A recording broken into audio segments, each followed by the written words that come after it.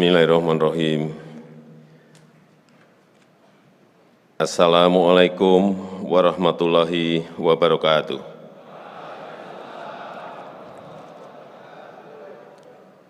Asyhadu an la ilaha illallah wahdahu la syarikalah wa asyhadu anna Muhammadan abduhu wa rasuluh allati la nabiyya ba'dah amma ba'du. Yang saya hormati Presiden kelima Republik Indonesia, Ibu Profesor Dr. Hajah Megawati Soekarno Putri,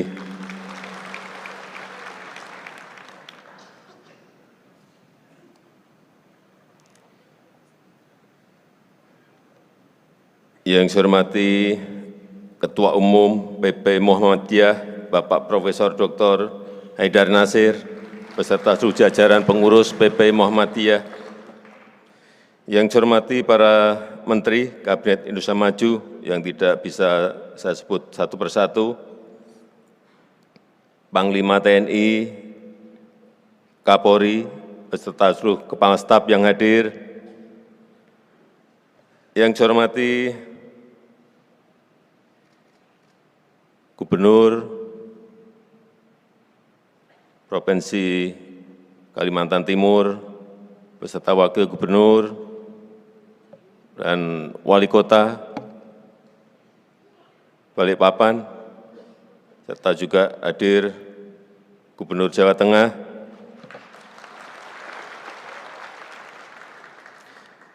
yang saya hormati Ketua Umum Pemuda Muhammadiyah,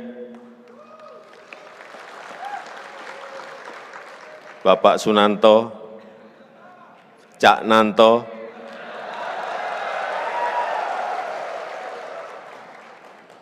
saya baru tahu Cak Nanto ternyata ada baunya Madura, tapi ada baunya Solo juga. Tapi jangan-jangan pas di depan saya aja ngaku-ngaku seperti itu. Karena banyak orang kalau pas ketemu saya, Pak, saya ini juga orang Solo, Pak.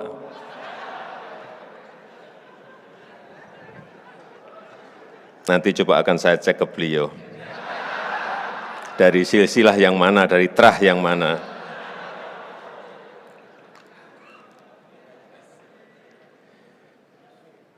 Yang saya hormati seluruh ketua PB Muhammadiyah se-Indonesia yang hadir,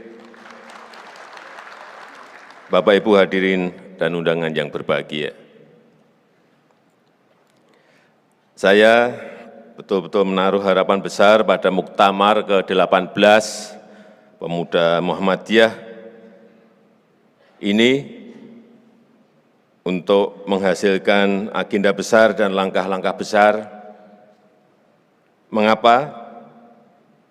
Yang pertama karena Muhammadiyah adalah nama besar, brand besar, organisasi pelopor pembaharuan Islam di Indonesia. Yang kedua, jumlah pemuda sekarang ini sangat besar. Struktur demografi Indonesia sekarang ini didominasi oleh generasi muda.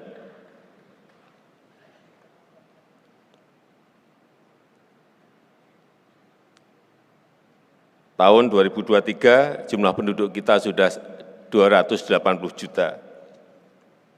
Pemudanya untuk usia 15 sampai 30 sudah di angka 66,3 juta. Oleh sebab itu, ke depan yang namanya pemuda ini sangat penting sekali bagi negara kita. Karena bonus demografi yang kita dapatkan jangan sampai menjadi beban, tetapi mestinya menjadi modal kita untuk melompat maju menjadi negara yang adil, makmur, dan berkemajuan. Indonesia maju.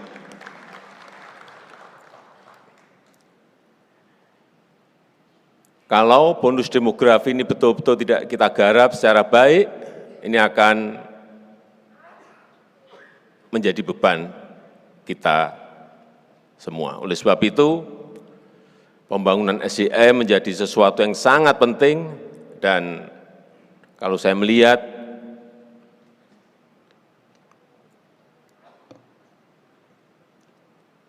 kenapa Korea Selatan, Taiwan, Jepang bisa melompat maju, dan ada negara lain di Amerika Latin, banyak negara di Amerika Latin dari tahun 50-an, tahun 60-an, sudah menjadi negara berkembang, tetapi sampai sekarang juga tetap menjadi negara berkembang.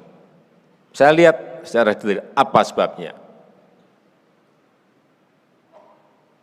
Ternyata mereka memiliki barang, memiliki produk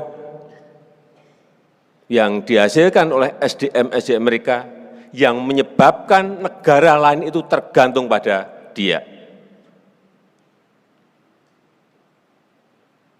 Jadi dengan sumber daya alam yang banyak, negara-negara di Amerika Latin tetap terus menjadi negara berkembang. Kita tidak mau seperti itu. Kita sekarang negara berkembang, tapi keinginan untuk menjadi negara maju itu harus. Dengan cara apapun, harus. Kembali ke Taiwan dan Korea Selatan. Kenapa mereka bisa melompat menjadi negara maju? Karena memiliki produk yang sangat dibutuhkan oleh negara lain, oleh perusahaan-perusahaan besar di negara lain, baik Amerika maupun Eropa. Korea Selatan itu memiliki yang namanya digital komponen, yang semua negara, semua perusahaan itu membutuhkan itu. Taiwan itu memproduksi yang namanya chip, yang semua negara, semua perusahaan besar itu membutuhkan dan tergantung pada mereka. Oleh sebab itu, kita juga harus memiliki produk barang yang negara lain tergantung pada kita. Dan bahan-bahan mentahnya ada di Indonesia semuanya, yaitu yang sering saya sampaikan, EV baterai, baterai mobil listrik, yang nantinya ekosistem ini akan menjadi ekosistem besar, menjadi produsen mobil listrik. Karena kita nikel punya, nikel kita memiliki, tembaga kita memiliki, timah kita memiliki, boksit kita memiliki, semua komponen yang dibutuhkan mobil listrik itu ada semuanya di Indonesia. Hanya yang dibutuhkan adalah mengintegrasikan bagaimana nikel yang ada di Sulawesi, tembaga yang ada di Sumbawa dan ada di Papua, timah yang ada di Bangka Belitung, boksit yang ada di Kalimantan Barat dan di Kepulauan Riau, semuanya bisa diintegrasikan menjadi barang yang namanya EV baterai, dan ekosistem yang lebih besar lagi menjadi mobil listrik yang ke depan itu semua negara akan membutuhkan. Dan apa? Nilai tambah yang kita akan dapat itu bisa berlipat-lipat. Jangan sampai kita sudah berpuluh-puluh tahun, bahkan beratus tahun sejak VOC, yang kita ekspor itu selalu bahan mentah, selalu raw material, sehingga nilai tambahnya kita tidak punya. Saya berikan contoh satu saja, nikel, yang sudah kita stop tahun 2020, stop. Sebelumnya kita ekspor nikel itu setahun hanya bernilai 17 triliun. 17 triliun. Begitu kita buat yang komponen-komponen untuk katot, untuk prekursor, untuk besi baja, 2022 ekspor kita sudah 450 triliun. Dari 17 triliun menjadi 450 triliun. Tapi ada yang menyampaikan pada saya, Pak, tapi kan yang dapat perusahaan-perusahaan besar. Dan yang dapat juga ada yang dari perusahaan-perusahaan asing. Ingat ya, negara ini tidak bisa memproduksi dalam artian ikut bergerak untuk mengurusi itu secara langsung. Meskipun kita memiliki BUMN ya, tetapi swasta pun itu juga menjadi aset kita. Kalau mereka memproduksi itu artinya apa? Dari 17 triliun menjadi 450 triliun itu, negara akan mendapatkan berlipat-lipat dari pajak perusahaan, dari pajak karyawan, dari royalti, dari penerimaan negara bukan pajak PNBP, dari biaya ekspor,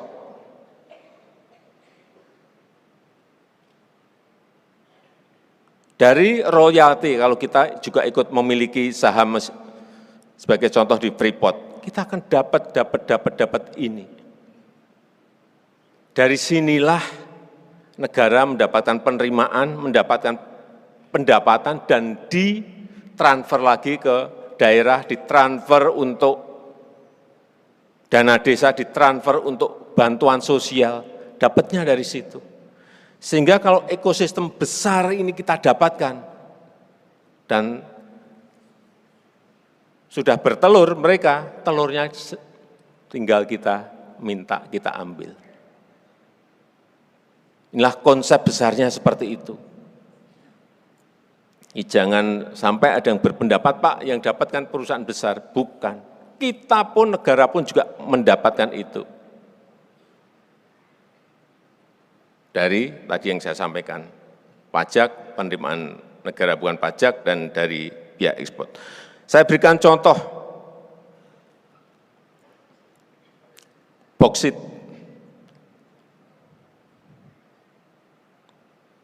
Sebelumnya, boksit itu adalah, Indonesia adalah eksportir nomor 3 boksit ore. Bahan mentahnya boksit itu kita nomor 3, eksportir nomor 3. Yang kita ekspor apa? Kayak tanah dan campuran batuan udah kirim. Nomor 3 di dunia. Kita nomor 31 eksportir panel surya. Padahal bahannya ada di sini semuanya, tapi kita eksportir nomor 31. RRT, China, itu eksportir nomor 18 boksit ore. Nomor 18. Tapi dia eksportir nomor 1 panel surya. Artinya barang kita ini banyak, 90% boksit itu kita ekspor ke RRT. Dan dia sekarang menjadi eksportir nomor 1 di dunia. Mau kita terus-teruskan? Mau kita terus-teruskan? Oleh sebab itu, setelah nikel kita stop tahun 2020, boksit kita stop nanti pertengahan tahun ini, stop.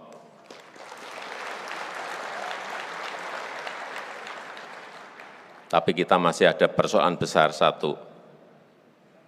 Kita nyetop nikel itu digugat di WTO, digugat oleh Uni Eropa.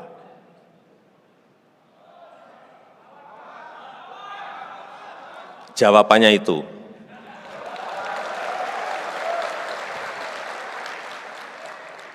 kalau kita digugat, kemudian kita mundur, kita belok kanan, nggak jadi, sampai kapanpun jangan berharap negara ini menjadi negara maju.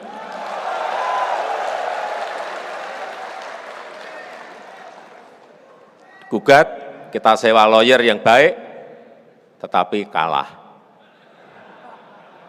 Tahun kemarin kita kalah, digugat oleh Uni Eropa, kita kalah. Tapi saya sampaikan pada Menteri, jangan juga berhenti. Lawan. Sehingga kita banding. Nggak tahu nanti kalau banding kalah lagi. Tapi kalau kita belok, sekali lagi, jangan harap negara ini menjadi negara maju. Ini boksit nanti bulan Juni kita stop boksit. Nanti digugat lagi, kita pasti ada yang gugat lagi.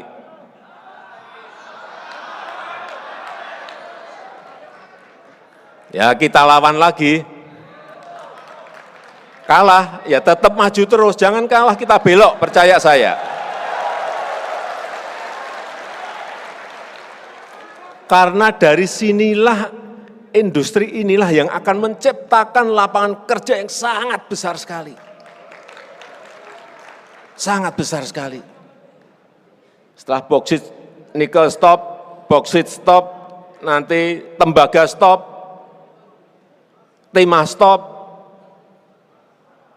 mau tidak mau perusahaan-perusahaan besar, negara-negara besar nanti akan investasi di sini.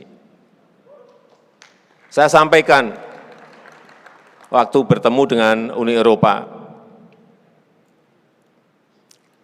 Indonesia ini tidak menutup diri, kita itu terbuka. Tapi jangan paksa kita untuk mengekspor bahan mentah. Enggak, udah enggak mau kita.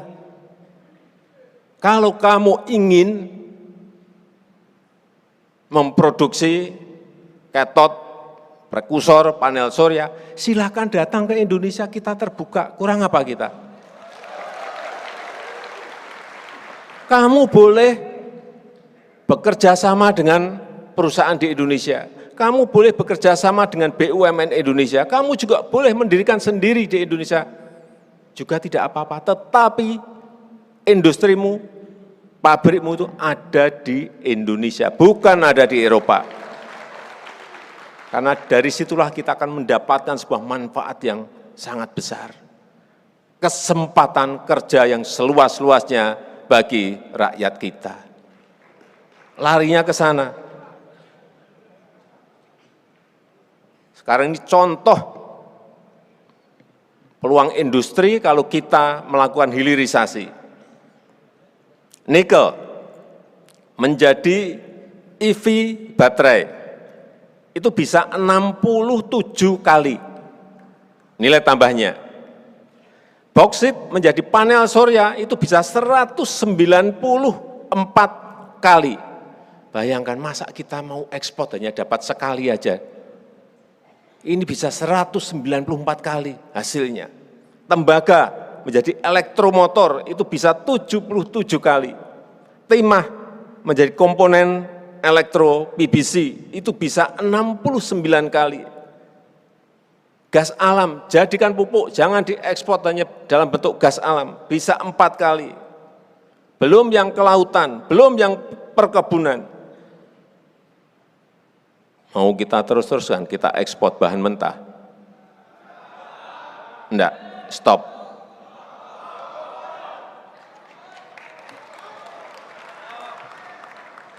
Stop. Ini nanti yang akan rakyat mendapatkan kesempatan kerja. Yang kedua, yang berkaitan dengan IKN Nusantara. Saya cerita sedikit. Indonesia ini negara besar. Negara besar. Jadi kalau Amerika memiliki New York dan Washington DC, Australia memiliki Melbourne dan Sydney, kenapa Indonesia tidak memiliki Jakarta dan memiliki Nusantara? Tetapi alasan pokoknya adalah pemerataan. Bapak Ibu bisa bayangkan, negara kita ini memiliki 17.000 pulau. Tetapi satu pulau yang namanya Pulau Jawa itu memiliki PDB ekonomi 58%. Ada di Jawa. Terus yang 16.999 pulau itu diberi bagian berapa persen? Semuanya ada di Jawa. 58%. Dan 56% penduduk Indonesia itu ada di Jawa. Betapa sangat padatnya Pulau Jawa. Sehingga memerlukan yang namanya pemerataan, pembangunan. Tidak Jawa sentris, tapi Indonesia sentris.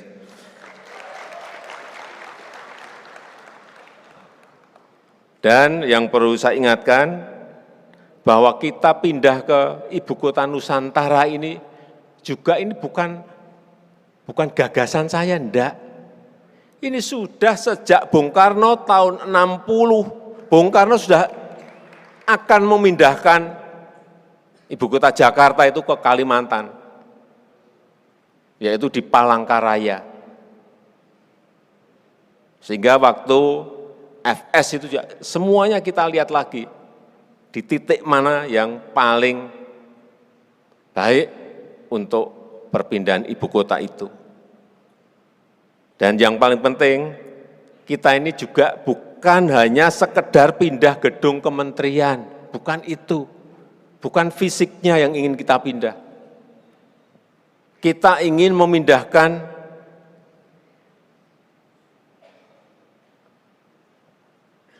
budaya kerja baru, ingin memindahkan pola pikir yang baru di ibu kota ini, karena sistemnya sejak awal kita bangun, SDM-nya sejak awal kita siapkan.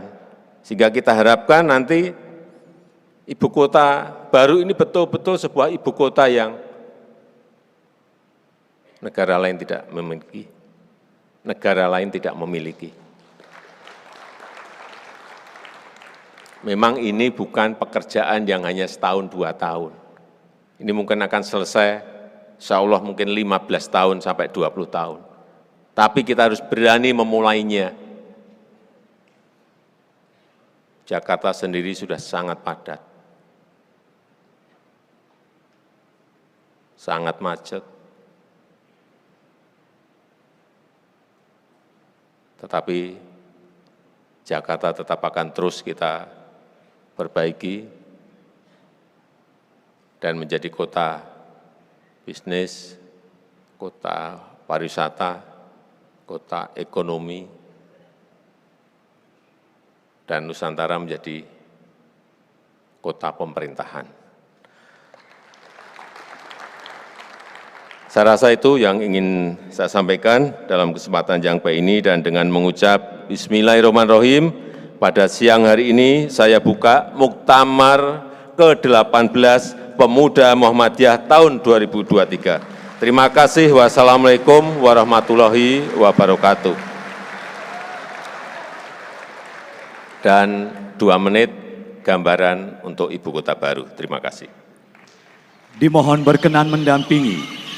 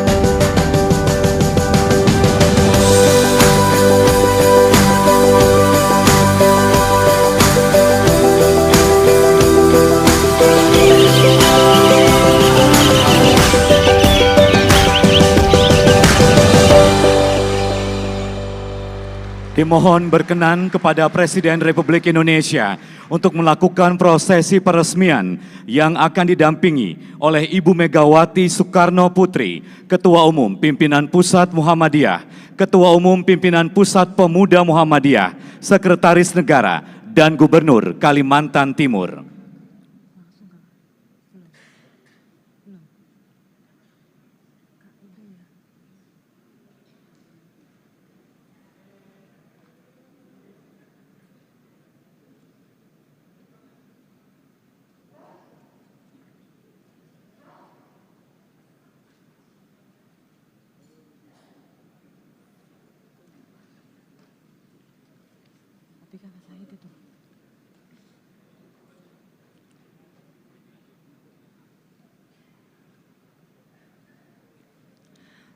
Prosesi pembukaan akan dilakukan dengan pemukulan gendang. Hadirin yang berbahagia, inilah prosesi pembukaan Muktamar ke-18 Pemuda Muhammadiyah tahun 2023.